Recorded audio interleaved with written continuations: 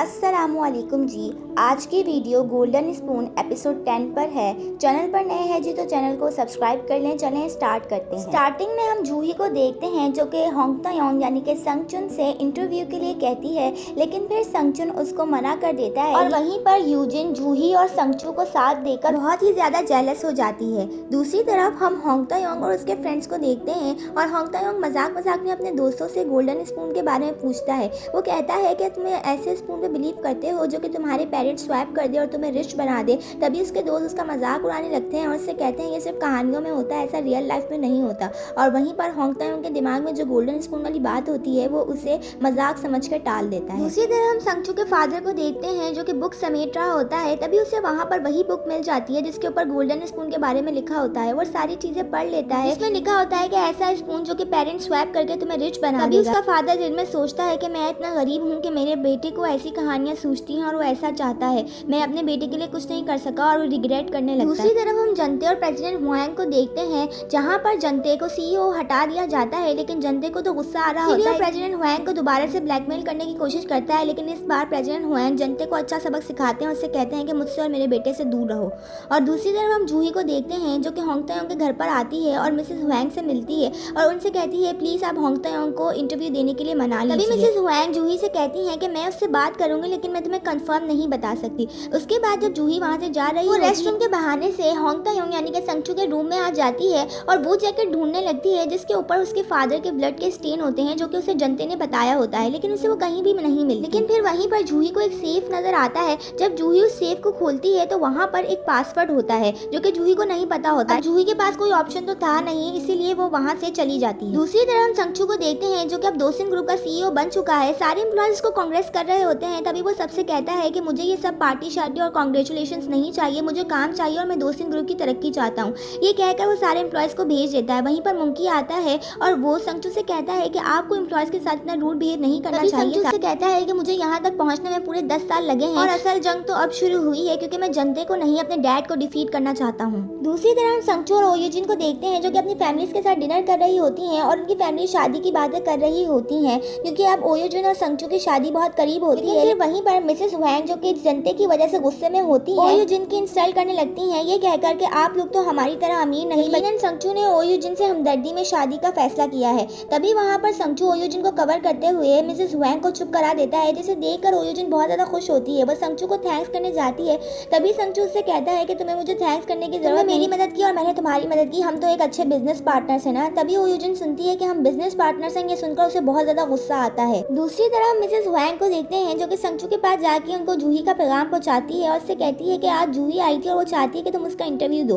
तभी वो संगचू को टॉन्ट मार के कहती हैं क्या पता उसे हकीकत का पता चल गया हो कि उसके फादर ने तुम्हें ही मारा। ये कहकर वो वहाँ से चली जाती है। इसी तरह ओयुजिन को देखते हैं जो कि संगचू का गोल्डन स्पून लेकर सोच रही होती है कि संगचू आज तुमने मेरे साथ बिल्कुल अच्छा नहीं किया, तुम गोल्डन स्पून का आखिरी राज तो जानते ही नहीं। तभी हमें एक कट सीन दिखाया जाता है पर ओयुजिन उस ओल्ड ग्रैनी के पास जाती है और उससे कहती है कि मुझे पूरी जिंदगी के लिए ओयुजिन बनना है। ये 2017 की बात होती है। तभी ओल्ड ग्रैनी उसे गोल्डन स्पून का आखिरी रूल बताती है और कहती है कि अगर तुम्हें पूरी जिंदगी ओयुजिन बनकर रहना है तो इस गोल्डन स्पून को अपने पास रखना होगा, क्योंकि अगर इस गोल्डन स्पून से किसी और ने खाना खा लिया तो सब कुछ पहले की तरह हो जाएगा। वो इंसान अपने असली कैरेक्टर में आ जाएगा और पेरेंट स्वैप भी खत्म हो जाएगा। इसके बाद हम ओयुजिन को देखते हैं जो कि गोल्डन स्पून की तरफ देखकर कह रही होती है कि संगचू तुम्हें मुझसे डरना चाहिए। दूसरी तरफ हम होंग तायोंग को जूही के ऑफिस में देखते हैं जो कि वहाँ पर पार्ट टाइम जॉब कर रहा होता है। तभी एक एम्प्लॉय आकर सबको बताती है कि संगचू यानी कि होंग तायोंग हमारे ऑफिस में आया है। सब जाकर सीईओ होंग तायोंग को ग्रीट करने के लिए जाते हैं। तभी होंग तायोंग को आकर बताता है कि मैं आपकी कंपनी के साथ इंटरव्यू करने का तैयार हूँ और उसके बाद वो कहता है इंटरव्यू की जो सारी डिटेल्स हैं वो आप मेरे सेक्रेटरी के साथ शेयर कर दीजिएगा। ये कहकर वो वहाँ से जा रहा होता है। तभी वो होंग तायोंग को आते हुए देखता है। उसका मैनेजर बहुत बुरे तरीके से डांट रहा होता है। संगचू दिल में सोचता है कि ये होंग तायोंग तो मेरी जिंदगी गुजार रहा है और मेरे हिस्से की डांट खा रहा है और वो दिल ही दिल में बहुत ज्यादा शर्मिंदा होता है, लेकिन वो ये सब देखते हुए भी वहाँ से चला जाता है। इसी तरह हम सीईओ जनते को देखते हैं जो कि एक पार्टी में होता है। तभी वहाँ पर संगचू भी आ जाता है। सीईओ जनते को तो ऑलरेडी बहुत गुस्सा आ रहा होता है और संगचू से कहता है तुम वो हर काम क्यों करते हो जो मैं करता हूँ, तुम जितनी भी कोशिश कर लो तुम रहोगे एक मर्डरर ही। ये सुनकर संगचू को बहुत गुस्सा आ जाता है और उससे कहता है कि मर्डरर मैं नहीं बल्कि तुम ही हो मिस्टर इस्माइल। ये सुनकर जनते बहुत ज्यादा हैरत में आ जाता है। तभी संगचू उससे कहता है कि मुझे सब कुछ याद आ गया है, उन बच्चों को मैंने गोलियां नहीं बल्कि तुम ही ने मारी थी। हुए हादसे की हर एक बात मुझे याद आ गई है। और तभी वहाँ पर जनते उससे कहता है कि तुम्हारे पास कोई सबूत है। तभी वो उससे कहता है तुमने उस दिन एक स्माइली वाली शर्ट पहनी हुई थी। ये सुनकर जनते और भी ज्यादा शॉक हो जाता है। संगचू वहाँ से चला जाता है। दिल ही दिल में जंते सोचता है कि इसे सब कुछ याद आ गया है। जंते जो कि अब CEO नहीं है, बहुत ज्यादा गुस्सा आ रहा होता है, वो बहुत बुरे तरीके से ड्रंक कर रहा होता है। तभी वहाँ पर उसकी बहन आती है, उससे कहती है कि तुम फिक्र मत करो, मैं सब ठीक कर दूंगी। और वहीं पर जंते अपनी बहन से बहुत बदतमीजी करता है, उससे कहता है कि अगर तुम सब ठीक ही करना चाहती हो तो होंग तायोंग को जान से मार दो। ये सुनकर उसकी बहन को बहुत ही ज्यादा गुस्सा आता है। वो दिल में सोचती है कि मैं अपने भाई के लिए कुछ नहीं कर सकती। इसी तरह प्रेसिडेंट हुआंग को देखते हैं जो कि एक मीटिंग में दोसिन हाईटेक के फिजिकल डिवीजन का डिसीजन करते हैं। तभी वहाँ पर उनका सेक्रेटरी कहता है कि इसमें CEO होंग तायोंग का कोई फैसला नहीं। प्रेसिडेंट हुआंग उससे कहते हैं कि वो मेरा बेटा है, जो मेरा फैसला होगा वही उसका फैसला होगा। और वहीं पर मिसेज हुआंग आ जाती हैं जो कि बहुत गुस्से में होती हैं और वो प्रेसिडेंट हुआंग से कहती हैं कि मुझे तुमसे बात करनी है। जब सब चले जाते हैं तो प्रेसिडेंट हुआंग से कहती हैं कि मेरे जनते को एक और मौका दीजिए। पर प्रेसिडेंट हुआंग को भी बहुत ज्यादा गुस्सा आ जाता है। वो मिसेज हुआंग से कहते हैं कि मेरा जनते या तुम्हारा बेटा जनते। और ये सुनकर मिसेज हुआंग बहुत ज्यादा शॉक में आ जाती है। प्रेसिडेंट हुआंग कहते हैं कि मैं जानता हूँ कि जनते तुम्हारा भाई नहीं बल्कि तुम्हारा बेटा है। अगर तुम चाहती हो कि जनते को कुछ ना पता चले तो खामोश रहो, क्योंकि अगर मैंने तुम्हें निकाला तो जनते भी तुम्हारे साथ निकल जाएगा। इसी तरह हम संगचू को देखते हैं जो कि मुंकी के साथ मिलकर स्टेट्स में हुए हादसे के सबूत ढूंढ रहा होता है, इस तरीके से वो जनते को कातिल साबित कर सके। और फिर वहीं पर हम एक चीज नोटिस करते हैं, रूम में एक डिवाइस पड़ी होती है जिसे जूही ने रखा होता है और वो एक कैमरा होता है जिसे जूही सब कुछ देख रही होती है। जैसे ही संगचू वो सेफ खोलकर वहां पर अपनी चीजें रखने लगता है, तभी जूही उसका पासवर्ड देख लेती है। वो एक डायरी में उस पासवर्ड को नोट डाउन कर देती है। उसके बाद हम संगचू की पेरेंट्स को देखते हैं जिन्हें एक पार्सल रिसीव होता है, बहुत सारे गिफ्ट्स होते हैं। वो दरअसल ओयुजिन ने भेजा होता है ताकि वो संगचू का दिल जीत सके। दूसरी तरफ हम संगचू को देखते हैं जो कि जूही की कंपनी में अपना पहला इंटरव्यू दे रहा होता है और वहीं पर हम होंग तायोंग को देखते हैं जो कि वहां से जा रहा होता है। तभी वो कुछ एम्प्लॉयज की बातें सुनता है जो कि कह रहे होते हैं कि क्या पता जूही अपने एक्स फियांसे के साथ दोबारा से पैचअप कर ले। ये सुनकर होंग तायोंग को बहुत ज्यादा गुस्सा आता है, लेकिन फिर भी वो वहां से चला जाता है। दूसरी तरफ संगचू और जूही को देखते हैं। दरअसल जूही संगचू को इसलिए डिनर पर लाती है वो संगचू से सच पूछ सके, लेकिन संगचू से कुछ नहीं बताता। ये सुनकर जूही को गुस्सा आ जाता है और फिर वहां से जाने लगती है।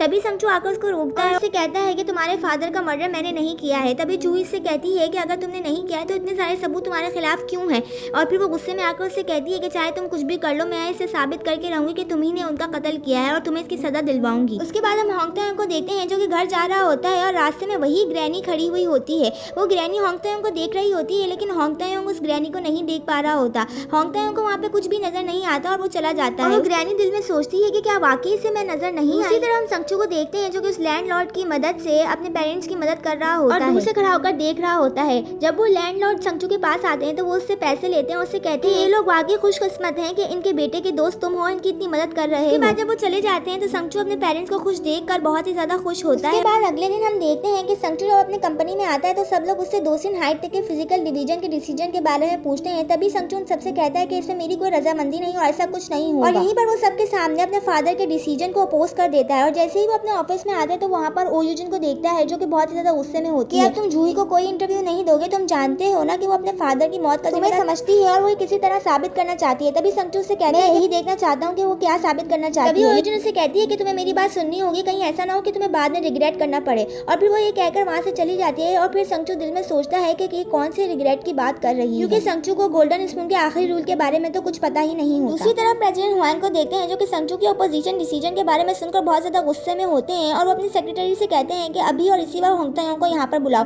तभी उनका सेक्रेटरी कहता है कि मैं उसे ऑलरेडी बोल चुका हूँ, लेकिन उन्होंने कहा है कि आज उनकी इंपॉर्टेंट मीटिंग है। ये सुनकर प्रेसिडेंट हुआंग को और भी ज्यादा गुस्सा आ जाता है। दूसरी तरफ हम संगचू को देखते हैं जो कि होंग तायोंग को डिनर के लिए इनवाइट करता है। वो एलेक्स बू के रेस्टोरेंट में आते हैं और वहीं पर संगचू होंग तायोंग को एक कंपनी में जॉब की ऑफर देता है और उससे कहता है कि यहाँ पर काम करो, लेकिन होंग तायोंग उसको मना कर देता है और कहता है कि मैं अपने बलबूते पर काम करूंगा। दरवाजे पर कोई नॉक करता है और तभी संगचू कहता है कि यकीनन तुम्हारे पेरेंट्स आ गए होंगे, मैंने आज के डिनर के लिए उन्हें भी इनवाइट किया था। और जैसे ही संगचू डोर ओपन करता है तो वहाँ पर उसके पेरेंट्स नहीं बल्कि प्रेसिडेंट हुआंग होते हैं, जिसे देखकर संगचू बहुत ही ज्यादा शॉक हो जाता है।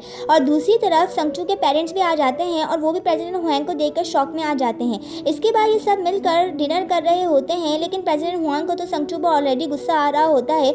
वो उसके सामने उसके पेरेंट्स की बहुत ज्यादा इंसल्ट करता है और उसके बाद वो पेपर्स भी देख लेता है जो कि संगचू ने होंग तायोंग को ऑफर किए होते हैं। और उसके बाद वो होंग तायोंग को कहता है कि तुम्हें इसमें काम कर लेना चाहिए और तुम्हारे पास कोई ऑप्शन भी नहीं, वरना पूरी जिंदगी गरीबी से ही गुजारनी पड़ेगी। सुनकर होंग तायोंग को गुस्सा आता है और प्रेसिडेंट हुआंग से कहता है कि मैं पहले ही मना कर चुका हूँ, मैं यहाँ काम नहीं करूंगा। संगचू का फादर प्रेसिडेंट हुआंग से बहुत ज्यादा तहम्मुल और प्यार से बात करता है। उससे कहता है मुझे अपने बेटे पर पूरा भरोसा है, जो वो करेगा वो बिल्कुल ठीक ही करेगा। और वो फिर प्रेसिडेंट हुआंग से कहता है कि आपको भी होंग तायोंग पर ऐसे ही भरोसा करना चाहिए। डिनर के बाद जब वो लोग घर पर आते हैं तो होंग तायोंग बहुत खुश होता है, अपने पेरेंट्स को गले लगा के कहता है कि आप लोगों को मुझ पर भरोसा है, मैं आप लोगों का भरोसा टूटने नहीं दूंगा। तभी उसके पेरेंट्स उसको स्केच बुक ऑफर करते हैं, उससे कहते हैं बेटा तुम्हें स्केच करना चाहिए अपने ड्रीम्स को फॉलो करो। इसी तरह प्रेसिडेंट हुआन को देखते हैं जो कि बहुत ही ज़्यादा गुस्से में होते हैं। वो संगचू से कहते हैं कि क्या यही तुम्हारी इंपॉर्टेंट मीटिंग थी जिसकी वजह से तुम मुझसे मिलने नहीं आए? संगचू उनसे कहता है कि ये मीटिंग कोई इत्तेफाक नहीं, आप जानबूझकर आए थे। तभी प्रेसिडेंट हुआन कहते हैं कि हाँ, मैं जानबूझकर आया था, मैं तुम्हें उन गरीब लोगों के साथ नहीं देखना चाहता। तुम गोसिन ग्रुप के सीईओ और सीईओ बन के ही रहो अगर तुम्हें सीईओ बनना है। उसको गुस्सा आ जाता है और प्रेसिडेंट हुआन से कहता है कि मैं संगचू से जेलस होता हूँ, कम से कम उसका फादर उस पर भरोसा तो करता है, और ये कहकर वो वहाँ से चला जाता है। उसके बाद हम अगले दिन जूही की कंपनी को होंगतायोंग के घर पर देखते हैं